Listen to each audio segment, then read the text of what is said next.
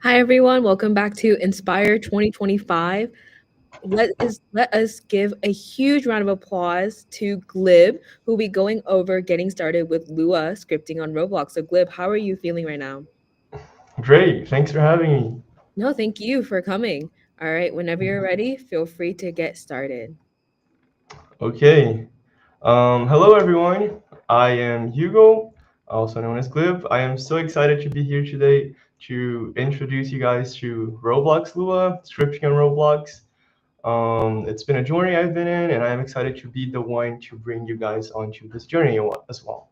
This workshop will be a bit more beginner focused. So whether you've never worked with game development before, or you never programmed before, or maybe you already know a programming language, but you want to get into Roblox Lua and get into game development, this is for you. If you are more advanced, or if you would like to get into more advanced topics, there will be more advanced workshops later on this week.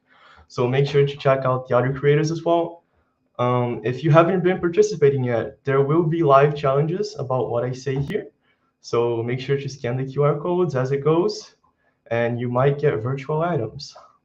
So let's get started with a little bit about me. So here is me. I am 20 years old. You can call me Hugo or Glib. I am from Brazil. I am Brazilian, so shout out to all the Brazilians out there. I have been developing and making games on Roblox since 2020, so almost 5 years now. I am a programmer, but I'm also a generalist. I explored other areas of development on Roblox as well, so Blender, 3D modeling. If you guys were on Niki's as well, Niki is a great friend of mine. And I am also a CS student. I am in my second year of computer science. I've made some games by myself. I've made some games with friends. I've made some games with studios. I am currently a founder in Unlimited Fusions, and we've been making a few really cool games. A few fact is that I won a category in last year's Inspired Challenge with a close call. It was the most engaging experience. That was really fun. If you guys did see that, it is open source as well. So in case you are participating in this year's Inspire Challenge, you guys can go and take a look at that and kind of like tell what I did, see what we did, look at the assets as well. Just don't copy it, obviously, but you're free to go and look at it. So, okay, next, we're going to talk a bit about what is LuaU. So LuaU, as I am saying, is Roblox's scripting language. It is what is used to build gameplay logic. It is pretty much what runs Roblox games, what Roblox games run on. It is based on Lua, which is another scripting language or programming language that already existed before Roblox, but it is optimized for making games, for running on Roblox, for running on all devices with different functions and stuff like that. And fun fact, if you didn't know, Lua, the basic one that Roblox used to make Lua, was made in a Brazilian university. So if you didn't know that, now you do. Next, we have a few examples of what can be done using Roblox Lua. The first example we have is a color changing part that changes color when you touch it. We have an explosion part, which explodes when you touch it.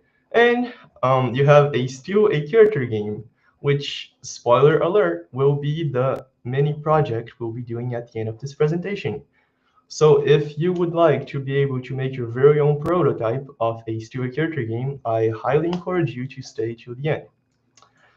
So let's get started with the content now. We're going to be speaking of variables. Variables are the very basic thing that you will be using when you're making games, when you're programming, and they store information. So they can store numbers, objects, text, booleans, which we will cover later on conditionals. Booleans can basically be true or false, but it is basically a labeled box that you can put anything in. So there are names associated with values. You can use them to track things like player coins, messages, player names, whatever, variables. As I said, they are defined with a name and a value. And most importantly, you are able to access them throughout your code. You're able to change them throughout your code. So like if you have a player balance, you can increase that variable and it's going to save the player's balance. If you want to access that, you're going to look for the balance, and they are defined, as you can see on the screen, by typing local name equals the value. So for example, here we have balance, which is 0. We have a message, which is hello. And we have is tutorial, which is a boolean that is set to true right now, because this is a tutorial, so it is true. It's called local because the variable is only going to be used in the block of the script that you declared it. So if you want to use it somewhere else, you have to send it off to another script somehow with remotes or whatever if it's a module script. But basically, you call local because it's only going to be used within that script or within that block. So moving on from that, we have printing. So as I said, variables are able to change during your code. And Roblox gives us this really interesting function that is the print function that allows you to display the current value of any variable. So for example, if you change the player's balance, if you gave them more money and you want to check like, how much money does this player have right now? You can print their balance. In this example here, I printed a message. As you can see, I have a variable that is message and says hello. If you print the message, the output that I wrote down there would say hello. You can also print two variables at once, or maybe print text alongside a variable. In this case here, I'm printing balance, colon, and then whatever value is inside the balance variable. So as you can see there, we have balance, colon, then balance, and the output is balance, colon 10, because the balance variable currently holds the value 10. Pretty simple, pretty easy, nothing too difficult so far, right? Moving on from that, we have conditionals. Conditionals use what I told you before that are booleans. They basically let your game make decisions, and we use if-else statements and checks to check things like, does the player have enough coins? Has that pet collected enough coins? Has the round ended? Has that player had enough kills? Anything you want to check, any conditions that you want to check in order to execute something, you're going to be using conditionals. And they are essential for making rules in logic and gameplay. So in this example here, we have the balance, right? And we want to check if the balance is over 100. So in the statement here, we're going to say if balance is greater than 100, then we're going to print using the function that we already learned. We're going to print you have money. Else, we're going to print you're broke, sad face. And as you can see there, if you look at the balance variable, it is 10, right? So 10 is not greater than 100. So it's going to print whatever else is in the else. In that case, you're broke. So that's what it outputted right there. Next up, we have functions. Functions are very useful, and you should definitely learn how to use them when making Roblox games. You could make your game without defining functions and just like implicitly using them, but they are very, if you've made games for more than 5 minutes, you know that you should be making functions and separating your code clearly. So they group actions into reusable blocks, and you define the function once, and you can use it as many times as you want for as many different values as you want. In this example here, we have the is bigger than function that takes in two numbers, number 1 and number 2. I actually made a diagram here for you to see. There you go.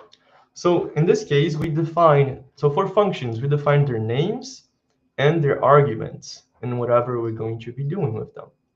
As you can see here, we define the function as is bigger than. So we set the name to local function. That's how you define a function. And then the name. The name is bigger than. And then we set two arguments for that function. In this case here, we call them n1 and n2, and they are like little boxes that access the function box.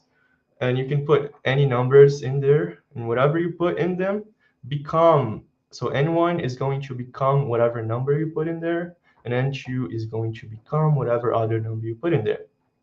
So in this instance, you can see down there that I called is bigger than 2 and 5. So once you call that inside of that function, n1 is now true and n2 is now 5. So is 2 bigger than 5? Is 2 greater than 5? No, it's not. So the output would be no. As you can see down there, I put it in red.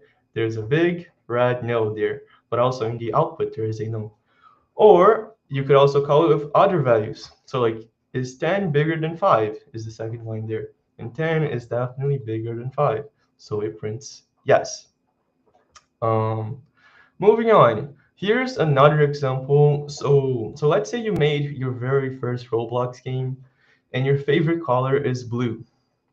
So you set all of the colors of the parts in your game to blue. And then 5 years later, you decided to go back to the development of that game after you gave up on it.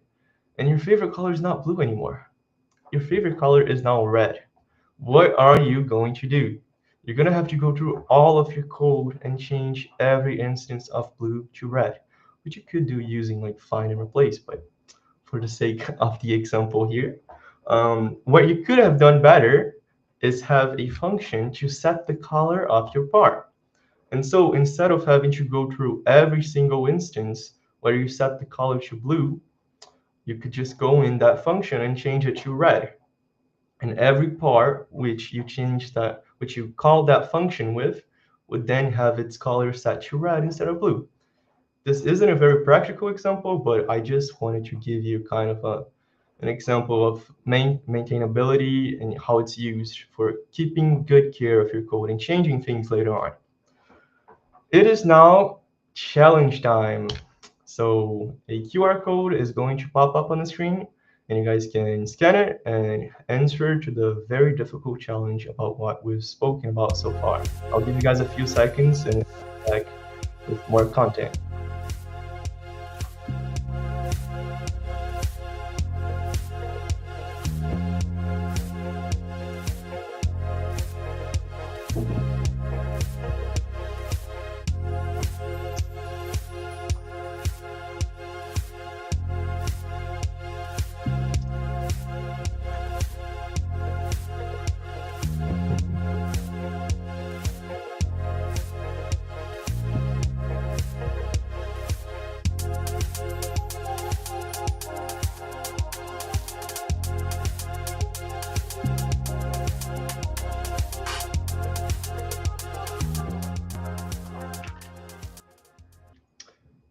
Okay, I hope you guys got that one right. It wasn't that hard. You can do it. I'm sure you got it, right? So moving on, the next thing you're going to be learning about are loops. Loops are very, very important for Roblox programming, just like everything else, and just like for programming overall. Loops basically execute actions multiple times. So for example, if you have a round system and you have to spawn your players inside of the round, you would loop through all the players and spawn them in. Or say you want to reward every player in game money, you would loop through all the players in game and give them something, you know? They can be useful for, as I said, spawning NPCs, giving money, and the most common types are while loops and for loops. In the first example there, we have a for loop. It might look a bit complicated at first, but trust me, you can understand it. In the first one, we have a for I equals 1 to 5 do. What is this doing? This is basically going to repeat whatever is inside of the for loop 5 times. And as it repeats it, I is going to change from 1 to 5. It's that easy. And you might see that we have an uncommon thing in there that you might not be familiar with. It is the task.wait1. What is the task.wait1? The task library is task is basically a library that Roblox gives us that has a lot of cool functions that you can use in your code to make different things. One of those functions is wait. It basically makes your code stop for a set amount of seconds before it continues executing. So in this case, what the code is essentially doing is printing the value of I, then waiting for 1 second before doing it again.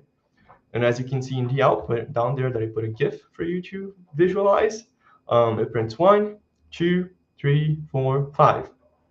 It prints it 5 times because I goes from 1 to 5. Simple, right? Pretty easy to understand. Next, we have a while loop. A while loop is going to run for as long as a certain condition is true. In this case here, we have an isActive boolean, which is set to true. So as long as isActive is true, whatever is in there is going to be running.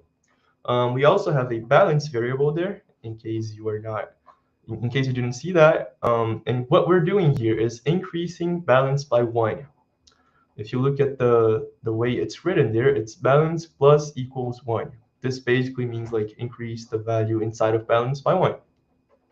And then we're printing the value of balance and we're waiting for 1 second once again. And if you look down there, it is doing exactly the same thing, except it would be running forever. As long as your game is open, as long as the script is running, that while loop is going to be running, as long as isActive is true. So next, we have tables. Tables are very interesting because they are like lists. Imagine if the variable was a box. Tables are like a big box with different spaces in them, pretty much. Or you could say it's a bunch of boxes bundled together. I don't know. So you can basically put many things together, put many variables together inside a list. So say, for example, in the first example there, we have a backpack. Let's say you want to have a sword, a potion, a shield, a hat, a dog in the player's backpack. You can make a table by using the curly brackets. So local backpack equals, you open the curly brackets, and then whatever you write in there with commas are the objects that are within the backpack. So once we put the sword, potion, and shield, we can later on print whatever was in there.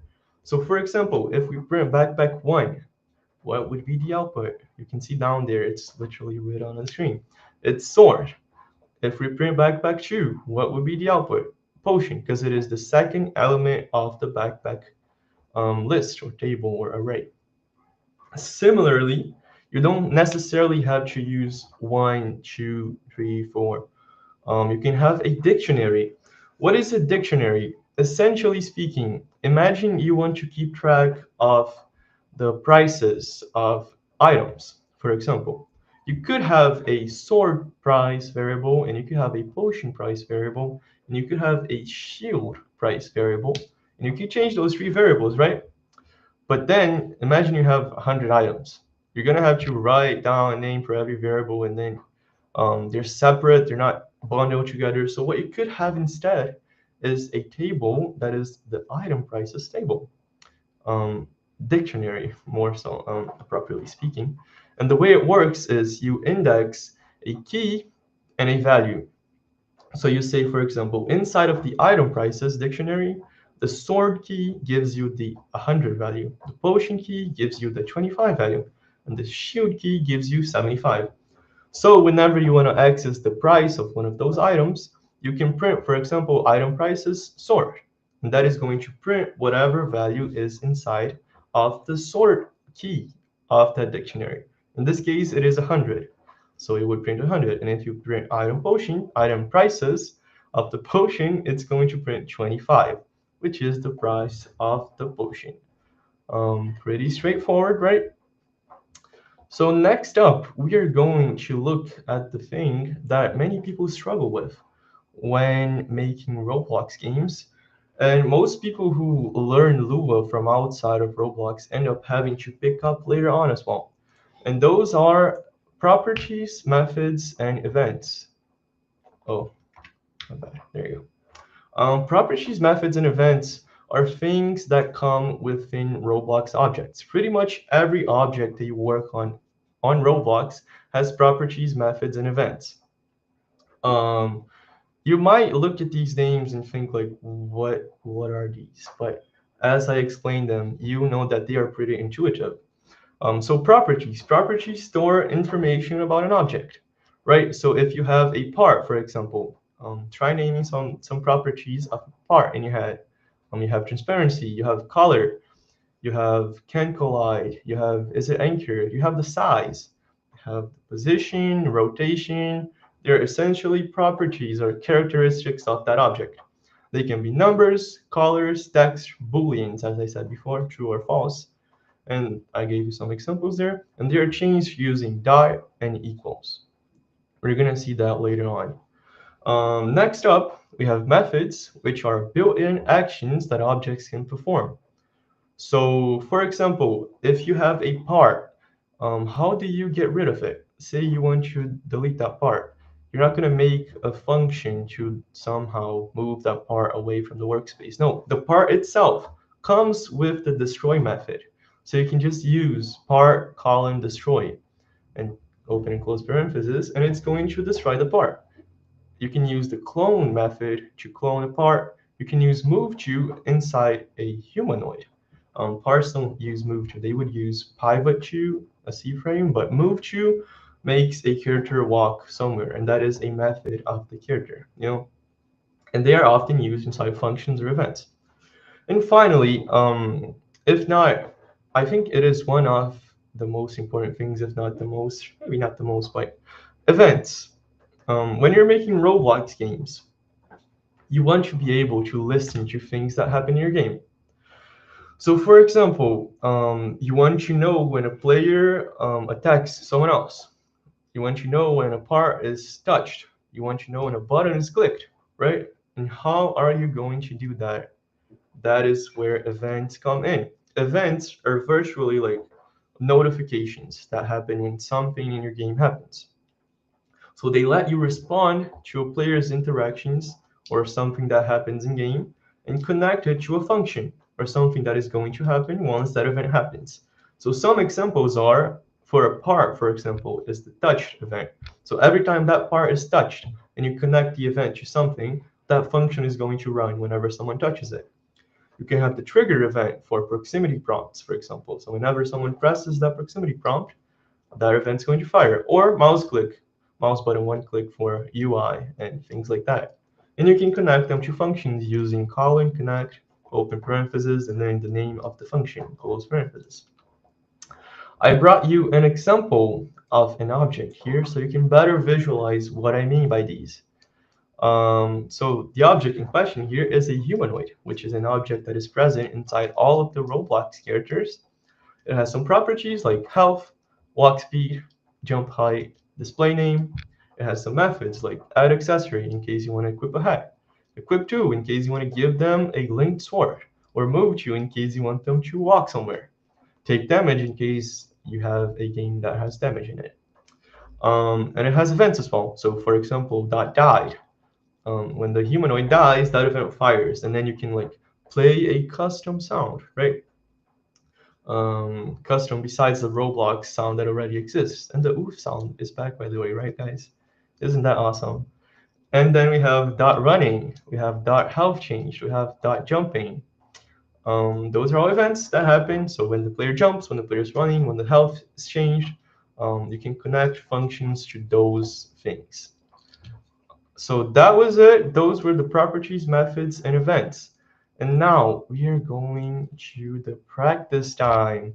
We are going to put everything we learned so far together, and we are going to make our very own mini project.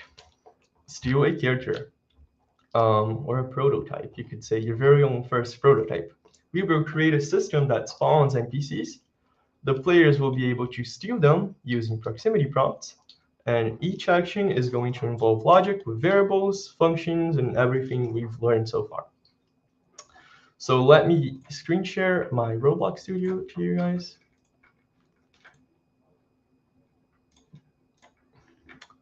There you go.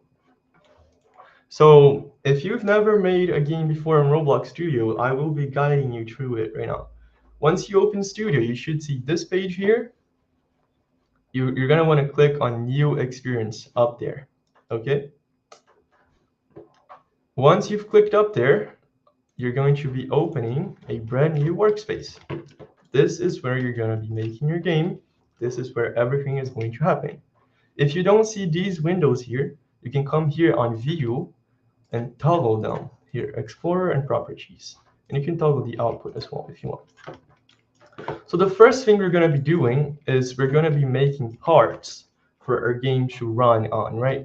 We want to have a part where the characters spawn, right? So that's the first thing we're going to make. We're going to, using these tools here, by the way, if you click up here, you can add a part. Feel free to follow along as well. So we added a part by clicking up there, and we're going to use these tools here, which you can also use by pressing 1, 2, 3, 4. If that doesn't work, try Control 1, 2, 3, 4. So we're going to scale it up so that the NPC spawns can be a bit big. There you go. We have the NPC spawns here. And we're gonna rename it to spawn part, right? You can either right click and click rename here or press return. Once we've made that one, we can clone it using Control D, and using the move tool, we can move it all the way here.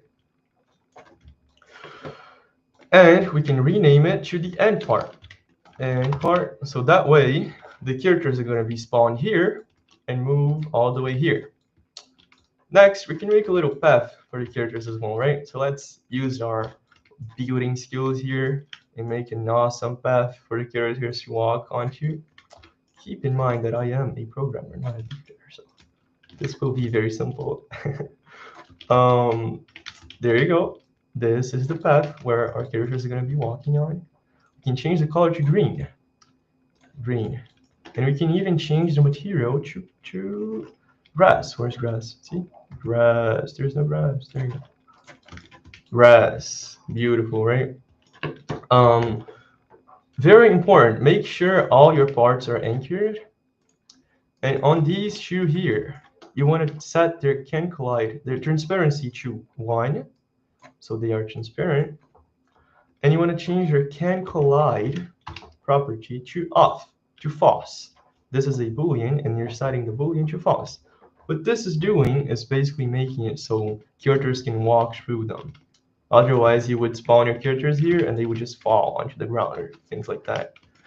And next, we're gonna make a base, right? You want to have your very own base as well, so you can steal the characters and you're gonna walk all the way there. We're gonna scale it up a bit, move the spawn part out of here, and we are going to call it base. Let me rename it base part. Okay, let me just call it base. So now we have our base, we have our parts here, the spawn part, the end part, we have the path here, we have everything set up. We can start coding now. So the first script that we're gonna make, and also the only script we're gonna make, you're gonna wanna come here in server script service. That is where the scripts for your game are stored. And you're gonna click the little plus button here, and you are going to insert a script. This is Roblox Studio's IDE. This is where you're going to be coding. We can change the name of the script to whatever you want to change it to, like main or game. I'll just leave it as game, but you can pick. So the first thing we're going to define is a variable. Which variable? We're going to have a isActive variable, which is true. Why do we have that variable? Because we want something to be running for as long as this is true. So we're going to make a while loop. While isActive do, right? That is a while loop. What are we going to do in here? We're gonna, so what do you want to happen as the game runs? You want to spawn NPCs, right? So we're going to make a function spawn NPC, and we are going to call it in here. But don't run this yet. Why not? Because this would run really quickly since you haven't put a task.wait in here. So make sure you put a task.wait in here. So as you can see, we define the function here and we call it in here. And now this is going to run every second. But nothing is written in there right now, right? So we want to spawn the NPC in here. And how are we going to do that? Well, you could have your own NPC, but I'm going to show you how to make your own character into an NPC. You're going to come back to the workspace and you're going to click play, and you should spawn in. There you are. There I am, Hatsune Miku. And then you can copy yourself either with Control C or press copy here. You can stop the game and then Control V, and then your character is here. See? Now, for the character to have walk animations, we do have to do a quick setup. You're going to come to the character here, click the little plus, add another script inside of your character, change the name to animate, and then you're going to notice that there is already an animate script inside of your character. You're going to open it, and then you want to just copy everything. Don't even look at it. Copy everything and paste it in here. And you can delete these lines here so your code doesn't error. That's all. Once you've copied everything from this one and pasted it into that one, your NPC is set up.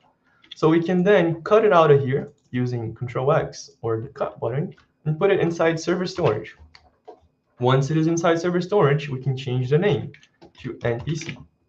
You can keep the name if you want, but I'm going to have the name as NPC. So next up, we have to have that NPC in a variable somehow in our game, right? I mean, in our script. So the way we're going to do it is require the service, first of all, the server storage service. So we're going to have a services tab here, and we're going to do server storage equals game get service server storage. There you have it. Now we have the server storage here.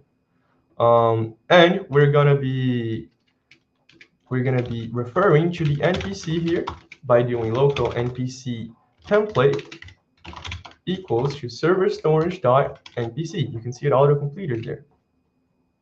And now that we have the template in here, we can clone this template inside of the spawn NPC function. So we can do local NPC clone equals NPC template clone. There you go. Now we have our very own clone of the NPC template. Now we want to move it somewhere, right? We cloned it. Now we want it to be somewhere in the game. Where do we want it to be? At the spawn part, right? We made the spawn part. That's where the NPCs are going to spawn. So we have to refer to that object as well in our script. So I'm going to do world objects, and I'm going to say spawn part is workspace dot spawn part. As you can see in the Explorer here, we have the workspace, and the spawn part is inside of the workspace. The workspace is everything here that the user can see, basically.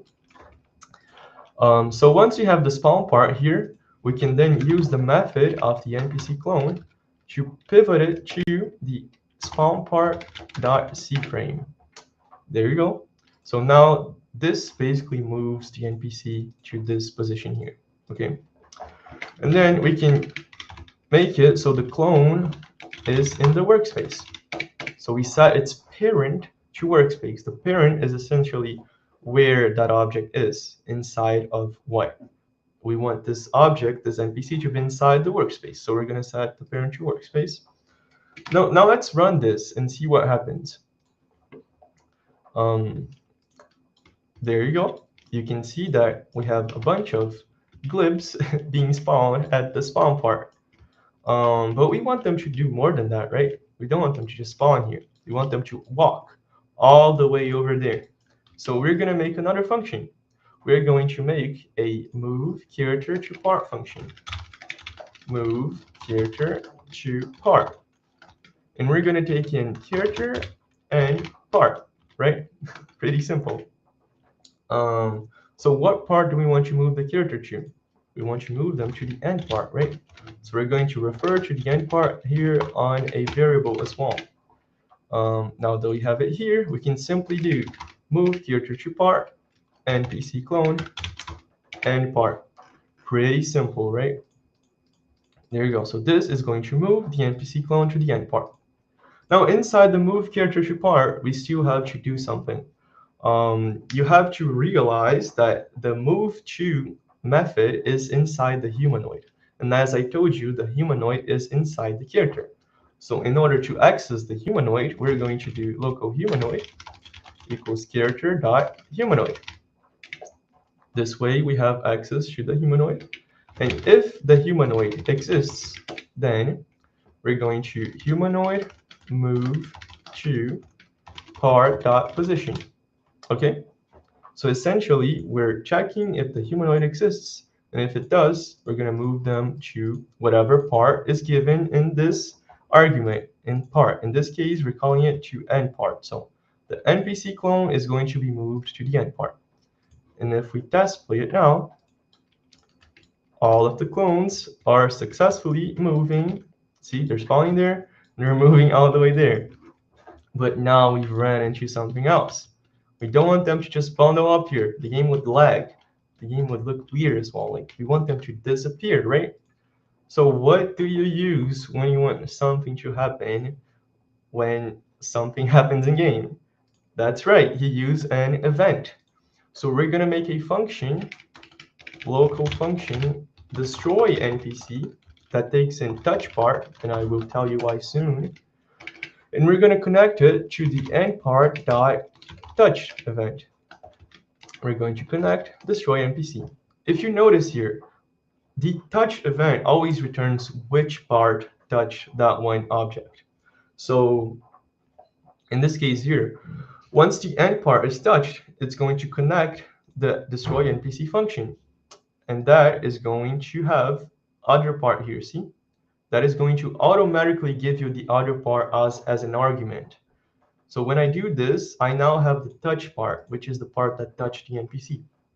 So now, in order to find the character who owns that part, because think with me for a second, if you touch a part, it's not your entire character touching it, right? It could be your hand, it could be your arm, it could be your leg, it could be your head. So we want to specify the character. In order to do that, we're going to do local character equals touchPart dot parent. There you go. Now we've successfully gotten which is the parent of the part who touched the script. The part who touched the end part, which in this case so it should be a character, right? But we're gonna check that. We're gonna say if character and character dot humanoid, then this is basically checking if the character exists and if there is a humanoid in there. And if that is right, we can destroy the character. And if we run this now, it should destroy the characters touching it. There you go. As you can see, they walk across, and once they reach the end, they get deleted. By the way, don't go in there because you're also a character. Later on, you can look into how to fix this for yourself. But if I walk there, watch what happens. I get deleted because I am a character and I have a humanoid inside of myself as well, right? So let's just not walk there, okay? So as you saw, the NPCs are walking there, they are spawning, they are successfully despawning, but we want to be able to steal them, right? We want to be able to interact with them somehow and bring them to our base. How are we going to do that? Spoiler alert, we're going to create a proximity prompt. A proximity prompt is basically something that allows the players to interact with objects in your game. So we're going to make a local function, as every other function, create proximity prompt. There you go. And we're going to take in the NPC as an argument because we're going to create it inside of the NPC. So now when the NPC is spawned, we also want to create a proximity prompt inside of them. There you go. So now the NPC is moving to the end part, and it's also getting a proximity prompt inside of it. What are we going to do? We're going to create a proximity prompt. You can see it's kind of suggesting here, but let's type it out. Proximity prompt equals instance.new. Now, instance.new is basically what you use whenever you want to create an object in game. So basically, if you want to create a camera, if you want to create a part, if you want to create a animation, whatever, you're going to use instance.new. In this case, we're going to be creating a proximity prompt. Once we've created that, we're going to change the property action text to steal. So now whenever the player gets that proximity prompt, it's going to say steal on it. And we're also going to change this property that is called requires line of sight to false. If you look at it, when I was typing it, it also told me exactly what it was. Whether the prompt is hidden if the path between the player's camera and the object parent to the proximity prompt is obstructed. This essentially means that whether you should hide the proximity prompt in case the player doesn't directly see it. In this case, we want this to be false because the proximity prompt is going to be inside of the character. So the player is not going to have a direct line of sight to it. And then, of course, we're going to change the parent to the NPC. Let's try this out now, see what happens. And we should have NPCs with proximity prompts inside of them that say still. Wow. But watch what happens when I press E. Nothing happens. Whoa, why does nothing happen? Because we didn't code anything to happen, of course. Now we're going to code what happens when the proximity prompt is pressed. To do that, we're going to do proximity prompt dot triggered connect whatever function we want to happen when the proximity prompt is pressed. So let's make a function here that is local function on prompt triggered. And it's going to receive the player who triggered. There you go. So just like this one, just like the touch event gives you the part that touched the other part, the trigger event gives you the player who triggered. If you look here, it gives you whoever triggered that proximity prompt. So that way we can connect it to any function, and the argument is already going to be the player who triggered it. And with that, we can pretty much make a function to steal that NPC. So we can do local function steal NPC. That is going to take in which NPC is going to be stolen. And essentially, we're going to get the humanoid. Actually, you don't even need the humanoid. Why is that? Because we already made a function to move character to part. So we can just move the NPC to the base. We don't have the base here yet though, so we're going to come up here and do local base part equals workspace.base. And then once the NPC is stolen, we can simply move the character to the base. And then once the proximity prompt is triggered, we're going to steal NPC because we already have it in here, see? And so this way, whenever you go up to an NPC and you press E on it, it is going to be stolen. And it is going to go to your base. See? How cool is that? We made this in what, 10 minutes, and you already have the very base of your stereo character game. Now say for a moment that you wanted to add player balance, for example, because right now I can just get all of the NPCs for myself, right? We don't want that happening. We want the NPCs to cost money. So let's add a variable, just for the sake of example, player balance, and we're going to set it to 0. And let's another one that is the NPC price, and let's set it to 10, for example. What we want to do is check if the balance is greater than the price and subtract the price from the balance once they steal the character, right? So inside of the on-prompt trigger, we're going to check if player balance is greater than NPC price. That means the player can steal them. That means the player can steal that character. So we're going to put this inside of there, and we are going to subtract player balance NPC price. As you can see here, minus equals is the same thing as doing player balance equals player balance minus NPC price. You're basically subtracting NPC price from player balance. And now if we run this, what is going to happen? Does anyone have any guesses? You, as you can see, are not going to be able to steal any of them. Why is that? Why can I not steal any of them? Well, if you look back in your game, you silly goose, you did not give your players money at any point. So what you want to do is have another function, increase money, or increase balance. And that function is going to increase the player balance by 2, for example. And so we can run that function with the spawn NPC function. So every second, the player's balance is going to be increased by 2. For debugging purposes, we can also add an else here and print you do not have enough money. There you go. So then if the player has balance, you're going to buy the NPC, else we're going to say you do not have enough money. And we can also print player balance in here. so you can check it out as the game runs. And if we look at the output here, you can see your balance, and you can see it's going up. We got a few NPC errors there, but ignore that. And as you can see, I can steal because I have money. I can steal, and boom, you do not have enough money anymore. 6, no money, no money. Now I have 12, so I can steal. Now I have 6, 8, 10. I can get another one. See, and now I can't get any until my money's up again. So that's it. That's your balance. That is very simplified, of course. You wouldn't want to steal to store player balance inside a single variable, but this is just for example, of course.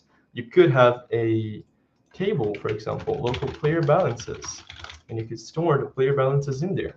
You could say GlibDuke is 10 or something like that, you know.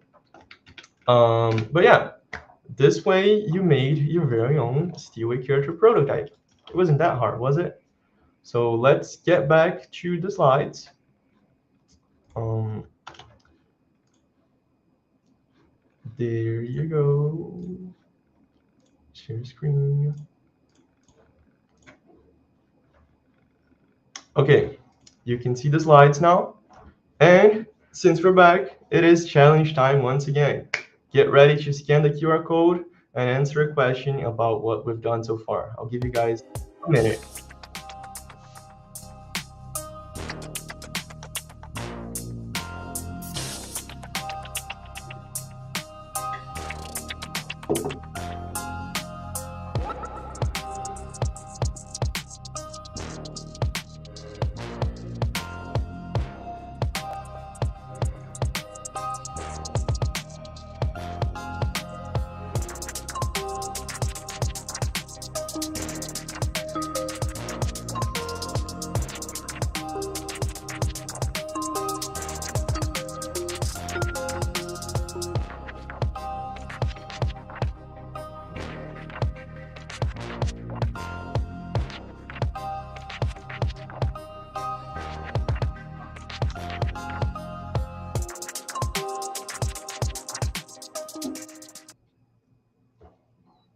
Good job on that one, guys. I'm sure you did well. That one was a bit harder, but if you paid attention, you got it for sure.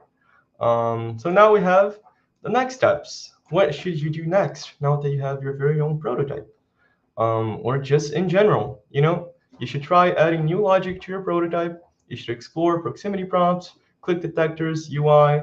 The best way of learning on Roblox is just really going in and doing it. So use the Roblox documentation, use the dev forum, use whatever resources you have available. There are many, many, many programming resources out there. So make sure to use all you can, but number one thing, go out there, do it. Run into many walls, fail projects. For every one project you have released, you're probably gonna have 5 ideas that never went forward, but keep going, and eventually, before you know it, you have learned. This was pretty much it. I will be ready to answer the questions now. So send in the questions in the QR code, and I'll be answering them soon. Yeah, great job, Glib. Like he said, send those questions in and we will be more than happy to ask them. So we'll give it another second or so to see if a couple questions start streaming in. But yeah, thank you so much for that awesome presentation. That was really fun to watch. Of course, yeah. All right, let's get started with the questions. The first one is, what made you want to get started with Roblox Studio? Hmm, that's a good one. I actually used to play Roblox, you know, even though I started developing in 2020, I started playing in 2016 to play some anime games, and eventually playing those games enough led me to making friends, and those friends developed games as well. And one of those friends, who's Sean, invited me to make a game with him, and that's how I got into game development. Yeah, that sounds awesome. Another one Mhm. is it possible to create a procedural generation using LuaU? And if so, what are some recommended approaches or best practices? Yeah, you can definitely create procedural generation with LuaU. What what are the best projects and Uh, practices? Best practices and approaches. Oh, okay, sure. That heavily depends on your project, I think. I've personally made like half procedurally generated projects. It heavily depends on how you approach it, really. I personally had those models and I looped through them, had it. It's kind of difficult to like explain for each project, but generally speaking, if you just gotta make sure your game is optimized and your procedural generation makes sense, right? It's really trial. It was trial and error for me. I'm not gonna lie, I didn't have much practice doing procedural generation, but in the projects that I did, it was really straightforward. Just like any other game. Yeah, pretty much that. Yeah, and I know AI has become a very big topic recently these days, and I know as a scripter, AI is a huge part nowadays. So, what do you think about vibe coding, aka making code using AI? Would it be the future in creating games on Roblox? Right. That is also a good question. I think AI is not ready yet to fully make your game. I will say AI has become a powerful tool, and I've been seeing many top developers on the platform using a lot of custom IDEs that have AI built into them with context windows and things like that. Obviously, like every other field of game development or work, if you don't know what you do with what the AI is giving you, you're not going to get anywhere. Your AI doesn't understand your project as a whole. It doesn't understand scalability. It's just going to give you parts and bits that you are responsible for putting in together and making sure that your project is not going to be a bunch of like A's and B's and C's that don't make sense with each other. So you can definitely use it as a tool. I would not recommend making your entire game using it, but use it responsibly. Don't let AI do the understanding for you. Rather, use it as a tool, understand what it's doing, and make your work faster in areas that are simple. Yeah, and this presentation is very focused on the introduction of scripting. And some people are asking, what are some tips for a beginner scripter like me? Right. It's actually interesting. I've seen a few people recommend this, and I think this is a really good recommendation as well. For a first project, I think everyone should make a door. And once you make that door, expand on it. First of all, you just want a door that opens when you click on it. Then why don't you add a password to that door? Then why don't you add a certain dance movement that the person has to do to open the door? Add, I don't know, objects that the player has to bring to the door to open it. So start simple. All you got to do is start and basically implement on it. See how you can get it more advanced. See how you can implement more advanced techniques to it. And yeah, that's my tip. Besides, going in and doing it as I said before. Yeah, starting small for sure. The next question is, do we 100% have to put outputs in every script so that we can check if it works or not? No, no, you do not have to put outputs. I mean, you can have different ways of checking if your script is working or not. Ideally, most people use it for debugging. So if your code is breaking somewhere, you can always add some print statements in there to diagnose what is going wrong, right? But don't forget to clean those out or comment. What I do personally as well is I like to put them behind a certain flag. So I always have a settings module that I have a setting that is test mode. So whenever test mode is on, it's going to be printing a whole lot of things in the output, a whole lot of things in the console. But as soon as I turn it off, nothing else is printed. So it's mostly used for debugging. Hmm. Our next question is, hey Hugo, what do you think is the best important thing about making a game? Hmm. That is a good one. For me personally, it's always been, and I'm sure other developers have said this as well, but for me, the number one thing is making the game fun and simple to understand. If your player doesn't understand what they're meant to do in the first like 2 minutes of gameplay, they are going to leave. So like you gotta make your game simple, straightforward to jump right into action. And it also has to be fun, of course. You have to have fun playing your game. It's pointless to make games if that you don't have fun playing and that people don't have fun playing. So those are the two main things, I guess. Make them simple and make games that you want to play. Yeah, that's great advice. The next question is, would it be possible to rewrite code, for example, Java in another language, and then convert it to LuaU, assuming that I make some changes due to syntax and whatnot? Right. Yeah. No, it would totally be possible. I mean, assuming that you do make those changes, programming languages are pretty much universal in a way.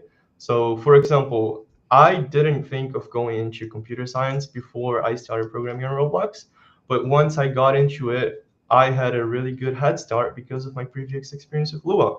And sometimes when I'm asking for friends for help with debugging and stuff as well, I have a lot of friends who develop for audio platforms. So they code in C, C++, and they always code things, and we share it left and right and share the ideas. So yeah, it's totally transferable. Your knowledge in one programming language is pretty much programming logic, so it goes everywhere else. Hmm. And how do you plan your projects on Roblox? Right. I usually start by creating a Trello and a document with my friends. We start pretty much the first thing we do is brainstorm the ideas, see what works, see what doesn't. Then we start dividing the tasks. That is assuming you're working on a team. If you're working on yourself by yourself, I guess you're just gonna have to think about it. But a good idea to make sure your project goes forward is dividing up your tasks. So don't just have the idea and just like, oh yeah, today I'm gonna keep gonna work on it. You should definitely divide up what you need to do and what has to be done. And a good resource is Trello for that. If you guys don't know, Trello is an app for dividing tasks, categorizing them, but you can use anything you want. Just divide up your tasks into small goals. Like today, I'm going to make the chat system. Today, I'm going to make the level system. And that way, it is a lot more reachable and it is a lot more doable to actually reach the end and the release of your project. Hmm. And due to time, we have time for one more question. So the very last question is, what was your favorite project you got to script on? Mm. I'm not sure about favorite project, but the one that I had the most fun making was definitely last year's game jam. Um, I had never been in a game jam before that one, and that was really like it really condenses what it means to be a Roblox developer and the necessary skills that you need to be there for 72 hours straight, no sleep, nothing, just with your friends in the voice chat 24/7. And you have to figure out everything that needs to be done, and you have to code in a way that's obviously practical because it has to be done quick, right? So it was really an interesting experience. I also highly recommend if you guys are participating in the Inspire things, you guys should totally join the Inspire Challenge this year as well. Yeah, you guys heard it from Hugo. Go ahead and try out this game jam this year. It's kicking off this Saturday. So feel free to join. But unfortunately, Yep. that's all the time we have today. Thank you so much for giving this amazing presentation. And if you guys are looking for more workshops, we have one more today at 6 p.m. PST, given by our Japanese developers. They will be going over supervising IP projects. But thank you so much, everyone, and have a great day. Thank you guys for coming. Bye bye. Bye.